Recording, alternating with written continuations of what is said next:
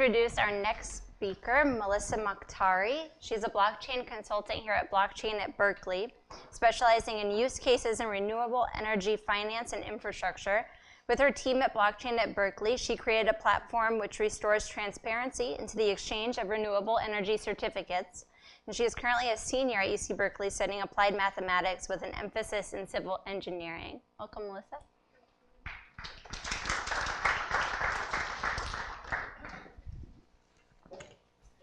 Okay.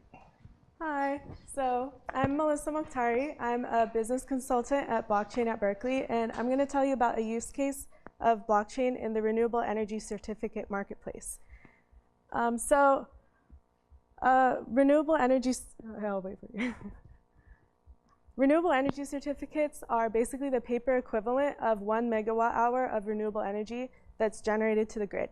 So if I'm a solar energy producer, for example, I am allowed to issue and sell one REC, the renewable energy certificate, for every megawatt hour of energy that I put onto the grid.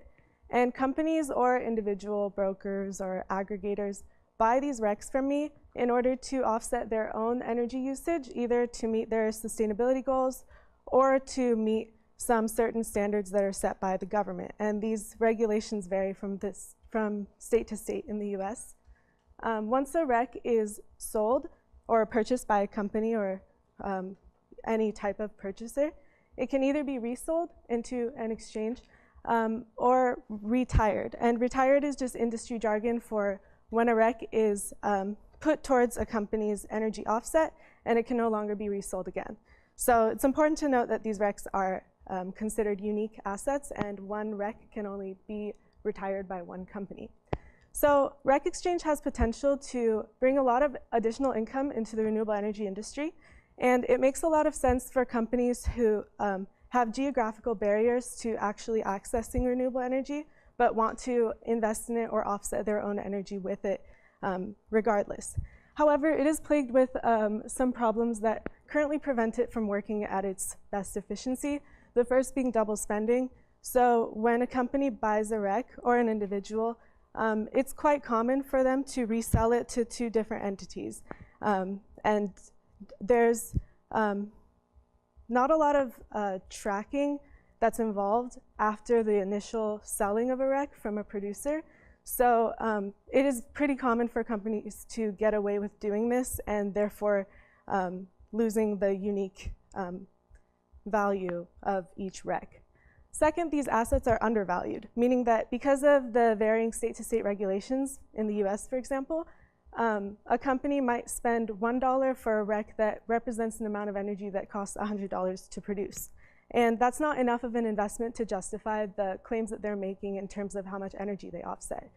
This is important because a lot of companies actually buy RECs for the purpose of marketing themselves as green. And this is something that is only, you can only kind of stop this from like a governmental level. But if you're the person running the exchange, you do have some power in regulating and kind of like auditing how much energy they actually offset and holding companies accountable to that amount. Both of these first issues are kind of under this big umbrella of a lack of transparency in general. As I said, it's hard to audit this industry and check up on how much energy is actually offsetted by each company or individual. So for those of you who are familiar with blockchain-based solutions, I'm sure you've probably caught on by now that blockchain can solve many of these problems. So this is just a screenshot from a demo of a proof of concept that we made at Blockchain at Berkeley. But what it does is issues RECs and certifies these assets. It handles the exchange and the buying and selling throughout the space, and it keeps a distributed ledger of all the transactions that occur in the space. And this solves both the double spending problem and as well as the lack of transparency. So it makes it easy to audit what amount of energy each company is offsetting, and it makes it impossible for companies or individuals to sell the same REC twice. Yeah, so potentially this would increase the income that renewable energy producers make, because they would be gaining back the lost amount, which they've been missing out on because it's easy to kind of like undermine the values of the system and buy RECs for much less than what they are worth.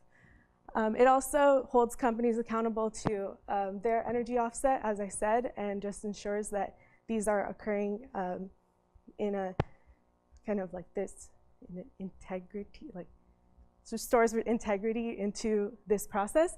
And furthermore, we went through a financial analysis and found that most companies, since they do use third-party brokers, they pay for their salaries and real estate for handling RECs, they would actually be saving money if they were to just use a platform such as ours for their exchange. So depending on how many RECs the company buys and sells per year, even though they would have to pay more to offset the honest amount of energy, they would still be saving money by not needing so many third-party intermediaries in the process. So that's the idea. We're still working on the details, and we love to talk about RECs and blockchains. So if you have any very specific questions, my email's up here. It's a pleasure to be speaking here on this panel, and thank you for your time.